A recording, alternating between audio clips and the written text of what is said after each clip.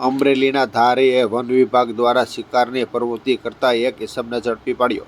ધારી one વિભાગ દ્વારા સરસિયા રેન્જના સતડિયા બીટમાં આરોપી સંતોષ જયંતિભાઈ સોલંકીને શિકારની પ્રવૃત્તિ કરતા ઝડપી પાડ્યો। વન વિભાગ પેટ્રોલિંગ દરમિયાન સસલાનો શિકાર કરનાર ઇસમને ઝડપી લીધો હતો।